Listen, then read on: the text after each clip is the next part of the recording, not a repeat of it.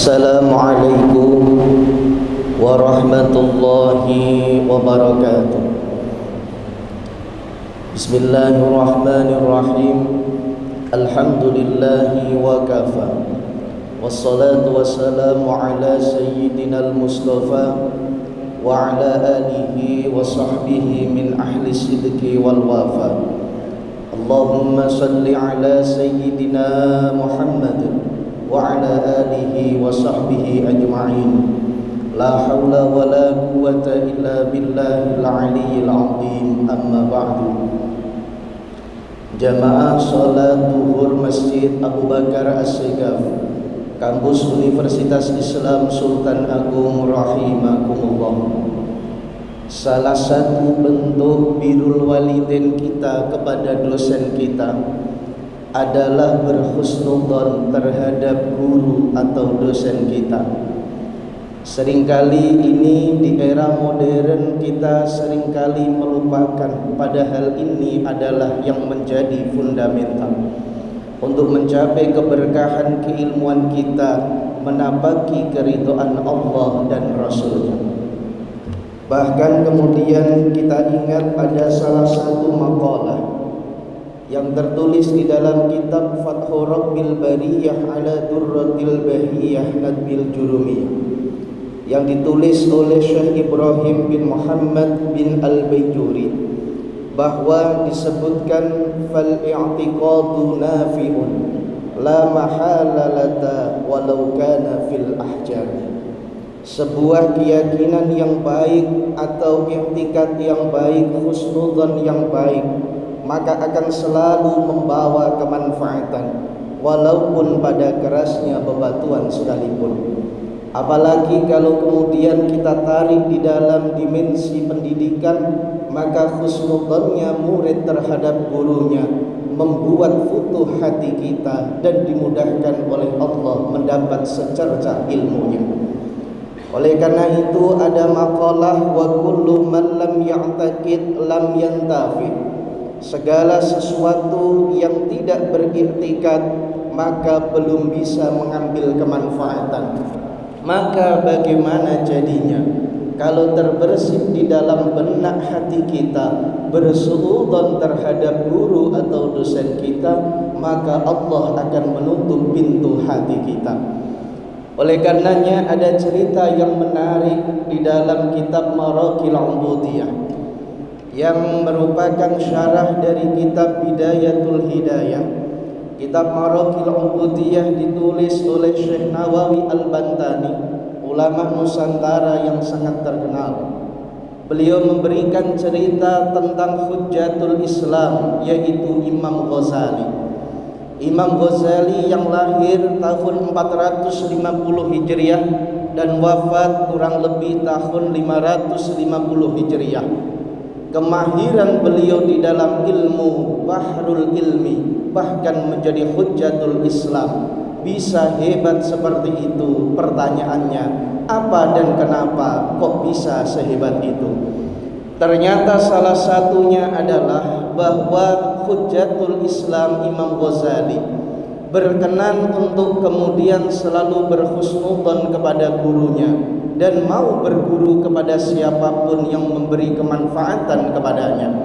Maka dikisahkan bahwa pada masa yang lampau Imam Ghazali seringkali kemudian mengimami di masjid dekat rumahnya, tetapi kemudian adiknya yang bernama Ahmad, yaitu saudaranya Imam Ghazali, jarang terlihat untuk berada di masjid bersama dia. Maka kemudian Imam Ghazali meminta kepada ibundanya untuk memberitahu kepada saudaranya supaya ikut bersamanya. Maka kemudian Ahmad diberitahu oleh ibunya dan kemudian menurut.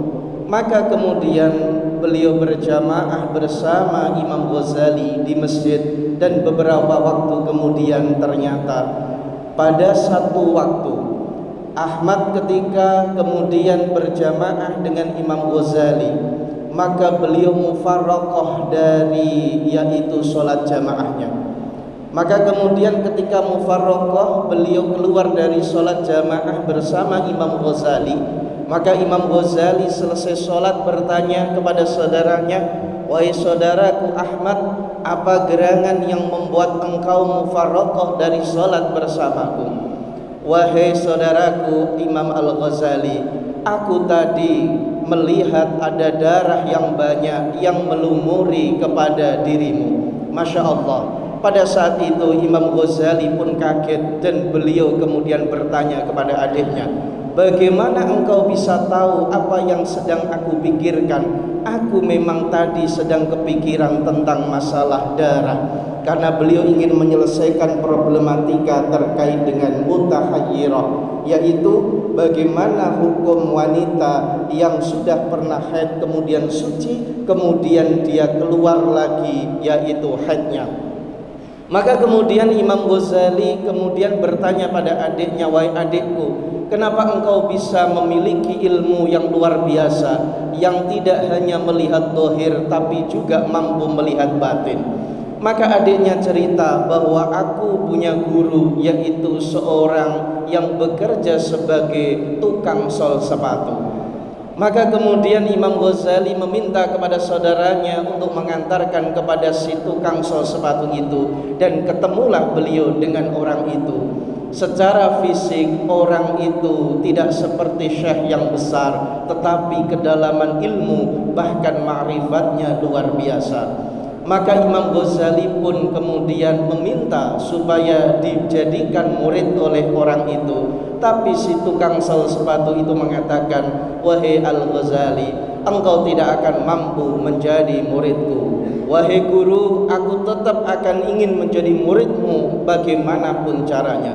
Baik, kalau begitu kamu harus menyapu lantai." Kemudian Imam Ghazali diuji keikhlasannya dengan menyapu lantai. Ketika menyapu lantai ingin mengambil sapu, gurunya mengatakan, "Gak usah pakai sapu, pakai tanganmu saja." Kemudian dengan ikhlas dan berhusnudzon bahwa itu adalah perintah guru, maka Imam Ghazali melakukannya. Setelah selesai, kemudian Imam Ghazali pun diuji lagi oleh gurunya. "Wahai Ghazali, kalau engkau ingin jadi muridku benar-benar, bersihkan kotoran yang ada di sana." Kemudian Imam Ghazali melepas bajunya supaya bajunya tak terkena kotoran. Tapi ternyata gurunya di luar dugaan memerintahkan, "Hei Ghazali, bersihkan memakai baju yang kau lepaskan itu." Maka Imam Al-Ghazali sami'na wa ta'na dengan tetap berhusnudzon kepada gurunya.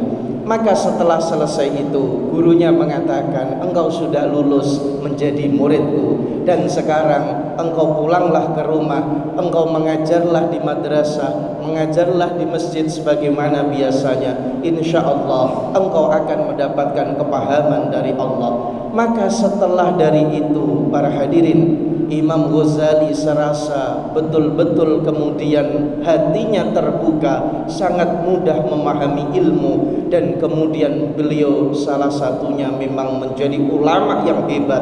Pertanyaannya adalah hikmahnya apa? Yang pertama, hendaknya seorang murid memang harus berhusnudzon kepada gurunya. Maka guru pasti mengarahkan yang terbaik, walaupun kadang guru menguji kepada kita. Maka problematika dunia pendidikan sekarang ini, ketika guru banyak dimasukkan ke dalam penjara oleh muridnya, tentu boleh jadi keberkahan akan dicabut oleh Allah. Yang kedua yang dilakukan oleh Imam Al-Ghazali yang bisa kita petik adalah yaitu berusaha mengikhlaskan diri di dalam rangka mencari ilmu, karena keikhlasan itu akan membuka pintu hati dan mendapatkan banyak barokah. Dan yang terakhir adalah beliau berusaha mencari guru yang secara spiritualitas tinggi sehingga memberikan keberkahan, kemanfaatan. Oleh karena itu, mudah-mudahan dari kisah ini bagi kita yang berprofesi sebagai pendidik meningkatkan kualitas spiritualitas kita, bagi kita yang berprofesi sebagai murid atau mahasiswa mencoba untuk berhusnudzon kepada guru dan dosen kita sebagai salah satu implementasi daripada birrul walidain kita kepada Allah, kepada Rasul, kepada orang tua dan kepada guru dosen kita. Amin, Allahumma amin. Mudah-mudahan membawa berkah, manfaat, maslahah. Wallahul muwaffiq ila aqwamit thoriq. Assalamualaikum warahmatullahi wabarakatuh.